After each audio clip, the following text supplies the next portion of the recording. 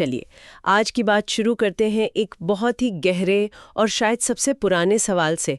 एक ऐसा सवाल जो हम सब ने कभी न कभी खुद से जरूर पूछा होगा, क्या ईश्वर है? ये सवाल सिर्फ मंदिरों या किताबों तक ही सीमित नहीं है। ये विज्ञान, दर्शन और हमारी अपनी मौजूदगी के एहसास से जुड़ा है। और ये सवाल हमेशा से दो अलग अलग दुनियाओं के बीच खड़ा रहा है ना। एक तरफ आस्था है जो हमें सुकून देती है, जवाब देती है, और दूसरी तरफ है विज्ञान जो सबूत और तर्क मांगता है। बिल्कुल। और आज हम इसी सवाल को विज्ञान के नज़र से देखने की कोशिश करेंगे और हमारे गाइड होंगे महान भौतिक विज्ञानी स्टीफन हॉकिंग। हमारे पास उनकी किताब के कुछ अंश हैं जो इस सवाल पर एक बिल्कुल ही अलग रोशनी डालते हैं। और यहाँ हमारा मकसद किसी बहस को जीतना या हारना नहीं है। नहीं, बिल्कुल नहीं। मकसद सिर्फ ये समझना है कि जब हॉकिंग जैसा एक वैज्ञानिक दिमाग इस सवाल से जूझता है तो वो किस नतीजे पर पहुंचता है। हम उत्तरकों की एक एक परत खोल कर देखेंगे जो इन लेखों में दी गई हैं। ठीक है, तो चलिए शुरुआत करते हैं उस बुनियादी टकराव से जहां विज्ञान ने उन सवालों के जवाब देने शुरू किए जो कभी सिर्फ धर्म का इलाका माने जाते थे। हाँ, ये एक बहुत दिलचस्प शुरुआत है। पुराने जमाने में सोचिए, जब दुनिया एक रहस्यमयी और डरावनी जगह लगती थी, सही बात है, तो धर्म ही एकमात्र सहारा था। जैसे इन लेखों में वाइकिंग्स का उदाहरण है। वो मानते थे कि आसमान में जो बिजली कड़क रही है, जो तूफान आ रहे हैं, वो थॉर जैसे देवताओं का काम है। बिल्कुल। और ये मानने से उन्हें उस अनिश्चितता में एक तरह का कंट्रोल महसूस होता था। और ये बहुत स्वाभाविक भी है। इंसानी दिमाग को मुझे नहीं पता कहना पसंद नहीं है। सही कहा। एक अलौकिक शक्ति का विचार उस खाली जगह को भर देता है।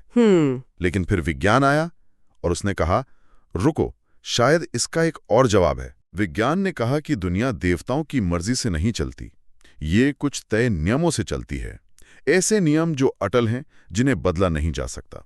और ये नियम हर जगह, हर समय एक जैसे ही काम करते हैं, चाहे आप यहाँ हो या किसी दूसरी आकाशगंगा में। एग्जैक्टली। और इस सोच की शुरुआत बहुत बहुत पहले हो गई थी। हॉकिंग यहाँ लगभग 300 ईसा पूर्व के दार्शनिक एरिस्टार्कस का जिक्र करते हैं। अच्छा। उस जमाने में सूर्य ग्रहण को देवताओं का गुस्सा या कोई अपशगुन माना जाता था।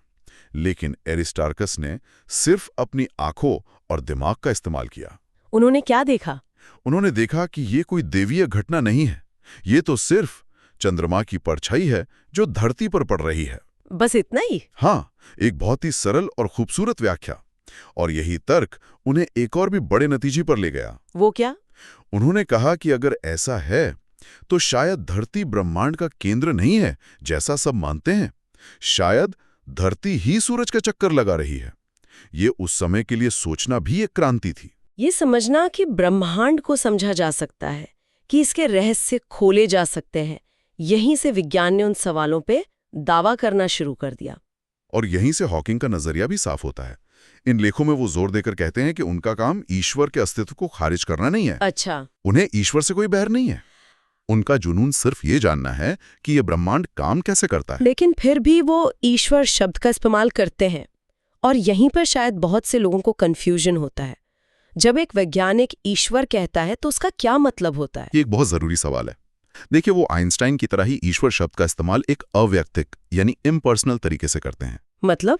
उनके लिए ईश्वर का मतलब है प्रकृति के नियम, फिजिक्स के कानून। इसलिए जब हॉकिंग कहते हैं कि मैं ईश्वर के मन को जानना चाहता हूं, तो उनका मतलब है कि मैं उन नियमों के सेट को पूरी तरह से समझना चाहता हूं जिनसे ये ब्रह्मांड चलता है। अच्छा, मतलब वो उस ईश्वर की बात नहीं कर रहे हैं जिससे लोग प्रार्थना करते हैं या जिससे कोई व्यक्तिगत रिश्ता महसूस करते हैं। बिल्कुल भी नहीं। हॉकिंग के अनुसार वो विचार ही तर्क संगत नहीं लगता। वो कहते हैं कि जब हम इस ब्रह्मांड के विशाल लगभग अकल्पनीय आकार को देखते हैं, जिसमें अरबों आकाशगंगाएं हैं, हर आकाशगंगा में अरबों तारे, तो ये सोचना कि कोई एक शक्ति हर एक इंसान की छोटी छोटी बातों का ख्याल रख रही है, बहुत मुश्किल लगता है। इस कॉस्मिक स्केल पर इंसान का अस्तित्व एक बहुत ही आकस्मिक घटना जैसा है। बिल्कुल। ठीक है, अगर ईश्वर से हॉकिंग का मतलब सिर्फ प्रकृति के नियम है, तो फिर उस सबसे बड़े सवाल का क्या जो हमेशा एक निर्माता की तरफ इशारा करता है कि ये सब कुछ शुरू कैसे हुआ? यहीं पर आकर तो विज्ञान और धर्म का टकराव सबसे तीखा हो जाता है। हाँ, क्योंकि यहीं पर कुछ नहीं से सब कुछ बनने का सवाल आता है।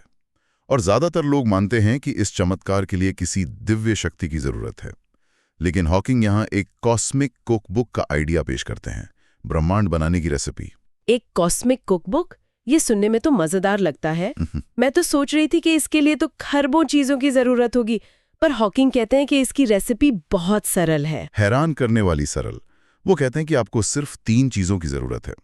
पहली है पदार्थ यानी मैटर, धूल, चट्टान, गैस, तारे, हम और आप, मतलब हर वो चीज जिसमें वजन है। ठीक है। दूसरी चीज है ऊर्जा यानी एनर्जी, जो हर चीज को चलाती है, रोशनी देती है, गर्मी देती है। और तीसरी और आखिरी चीज है अंतरिक्ष यानी स्पेस, बहुत सारा खाली स्थान। पदार्थ, ऊर्जा और अंतरिक्ष। पर यहीं पर आइंस्टाइन का वो मशहूर समीकरण आता है, E=mc²। उसने हमें बताया कि पदार्थ और ऊर्जा तो असल में एक ही सिक्के के 2 पहलू हैं। सही पकड़ा। आइंस्टाइन ने दिखाया कि पदार्थ जो है वो ऊर्जा का ही एक घना रूप है। तो हमारी रेसिपी अब और भी छोटी हो गई। हमें सिर्फ 2 चीजें चाहिए, ऊर्जा और अंतरिक्ष। लेकिन अब भी वही बड़ा सवाल अपनी जगह पर है। ये सारी ऊर्जा और ये सारा अंतरिक्ष आखिर आया कहां से? विज्ञान कहता है बिग बैंग से। पर सवाल जस का तस है, बिग बैंग में ये सब कहां से आया? ये तो ऐसा है जैसे कोई जादूगर खाली टोपी से खरगोश निकाल दे। हाँ, आप कुछ नहीं से सब कुछ कैसे बना सकते हैं? ये तो कॉमन सेंस के खिलाफ है। बिल्कुल। और इसका जवाब छुपा है एक ऐसे आइडिया में जिसे सुनकर पहली बार में यकीन नहीं होता, नेगेटिव एनर्जी। Negative energy? हाँ, जब मैंने पहली बार इसके बारे में पढ़ा था तो मुझे भी लगा था कि ये कोई साइंस फिक्शन की कहानी है, पर ये भौतिकी के सबसे मजबूत स्तंभों में से एक है। नेगेटिव एनर्जी, ये सुनने में ही थोड़ा अजीब है। इसे आसानी से कैसे समझ सकते हैं? हॉकिंग इसके लिए एक बहुत ही शानदार उदाहरण देते हैं। मान लीजिए एक आदमी एक समतल जमीन पर खड़ा है। वो मिट्टी खोदना शुरू करता है और उस मिट्टी से अपने सामने एक पहाड़ी बनाता है। ठीक है। अब जो पहाड़ी उसने बनाई है वो एक पॉजिटिव चीज है, कुछ ऐसा जो पहले नहीं था, अब है। इसे आप पॉजिटिव एनर्जी मान सकते हैं। ठीक है, पहाड़ी बन गई, लेकिन उसे बनाने के लिए जमीन में गड्ढा भी तो हो गया। एग्जैक्टली। वो गड्ढा उस पहाड़ी का नेगेटिव वर्जन है। अब अगर आप पहाड़ी की सारी मिट्टी वापस उस गड्ढे में भर दें तो क्या होगा? जमीन फिर से समतल हो जाएगी, यानी प्लस और माइनस मिलके 0 हो जाएंगे। वाह, ये तो कमाल का उदाहरण है। मतलब ब्रह्मांड एक तरह से कॉस्मिक अकाउंटिंग में पूरी तरह से बैलेंस्ड है। जो कुछ भी पॉजिटिव बना उसका नेगेटिव कर्ज भी साथ में बन गया। तो क्या अंतरिक्ष खुद एक तरह का कर्ज है? बिल्कुल सही। यही ब्रह्मांड का सबसे बड़ा राज है। बिग बैंग ने भारी मात्रा में पॉजिटिव एनर्जी बनाई, यानी सारे तारे, ग्रह और आकाशगंगाएं। लेकिन भौतिकी के नियमों के अनुसार ऐसा करने के लिए उसे उतनी ही मात्रा में नेगेटिव एनर्जी भी बनानी पड़ी। अच्छा। और वो नेगेटिव एनर्जी आज इस खाली दिखने वाले अंतरिक्ष के रूप में मौजूद है। अंतरिक्ष अपने आप में नेगेटिव एनर्जी का एक विशाल भंडार है। ये तो दिमाग घुमा देने वाली बात है।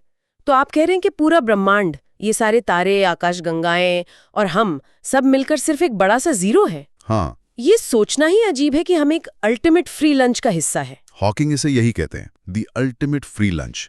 एक ऐसा लंच जिसके लिए कोई बिल नहीं चुकाना पड़ता।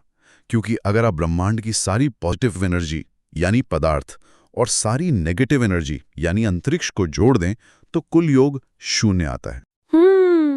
और अगर कुल योग 0 है तो इसे बनाने के लिए आपको किसी बाहरी ऊर्जा या शक्ति की जरूरत ही नहीं है।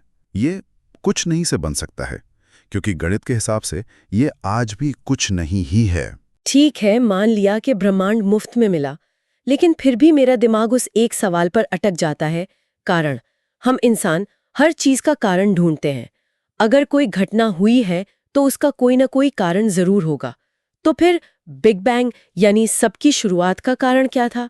उस पहली डोमिनो को किसने गिराया? ये एक बेहद तार्किक सवाल है, लेकिन हॉकिंग के लेखों के अनुसार ये सवाल ही गलत है। गलत है? हाँ, और इसे समझने के लिए हमें समय की असलियत को समझना होगा, और उसके लिए ब्लैक होल से बेहतर कोई उदाहरण नहीं। ब्लैक होल, जहां गुरुत्वाकर्षण इतना ज्यादा होता है कि कुछ भी, यहां तक कि रोशनी भी बाहर नहीं निकल सकती। हाँ, और आइंस्टाइन की थ्योरी हमें बताती है कि गुरुत्वाकर्षण सिर्फ चीजों को नहीं बल्कि समय को भी मोड़ता है, समय को धीमा कर देता है। बिल्कुल। एक ताकतवर ब्लैक होल के पास रखी घड़ी दूर रखी घड़ी से धीरे चलेगी। अब सोचिए, अगर आप उस घड़ी को ब्लैक होल के बिल्कुल केंद्र यानी सिंगुलैरिटी तक ले जा पाएं, जहां गुरुत्वाकर्षण अनंत हो जाता है, तो क्या होगा? घड़ी रुक जाएगी। वो पूरी तरह से रुक जाएगी। उस बिंदु पर समय का अस्तित्व ही समाप्त हो जाता है। अब इसी आइडिया को ब्रह्मांड की शुरुआत पर लागू करते हैं। अच्छा। बिग बैंग से ठीक पहले पूरा ब्रह्मांड एक असीम रूप से छोटे और घने बिंदु में सिमटा हुआ था, एक सिंगुलैरिटी, बिल्कुल ब्लैक होल के केंद्र की तरह। एक मिनट, क्या हम सच में जानते हैं कि ब्लैक होल के केंद्र में क्या होता है? मतलब ये सब तो थ्योरी है ना? क्या हम ये मान सकते हैं कि ब्रह्मांड की शुरुआत भी बिल्कुल ऐसी ही थी? बहुत अच्छा सवाल है। हाँ, ये सैद्धांतिक भौतिकी है, लेकिन ये उन समीकरणों पर आधारित हैं जो अब तक ब्रह्मांड के बारे में हमारी हर भविष्यवाणी में सही साबित हुए हैं। ठीक है। कारण के मौजूद होने के लिए भी कोई समय नहीं था।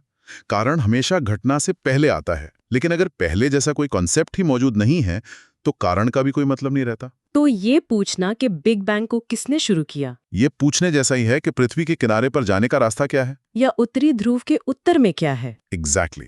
ये सवाल ही निरर्थक है, क्योंकि पृथ्वी गोल है, उसका कोई किनारा नहीं होता। उसी तरह समय का कोई किनारा नहीं था जहां कोई निर्माता खड़ा होकर उसे शुरू कर सके।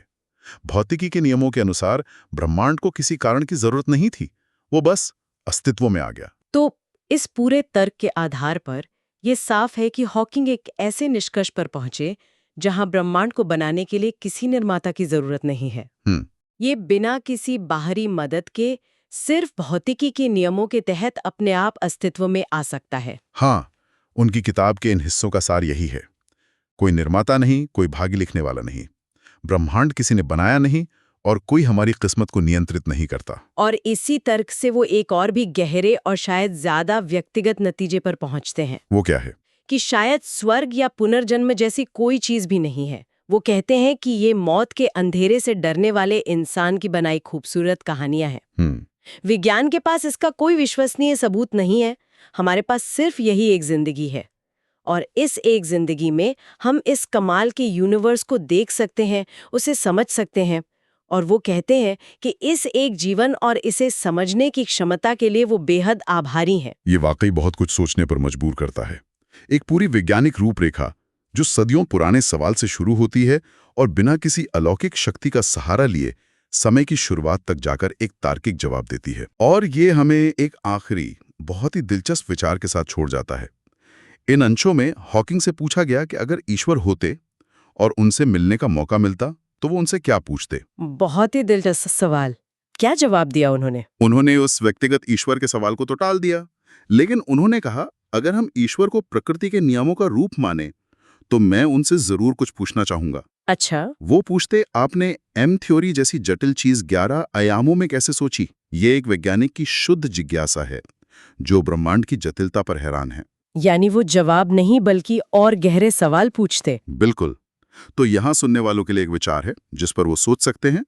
अगर ब्रह्मांड के नियम इतने जटिल और खूबसूरत हैं कि वो कुछ नहीं से सब कुछ बना सकते हैं, तो क्या उन नियमों को ईश्वर कह देने से हमारा नजरिया बदल जाता है?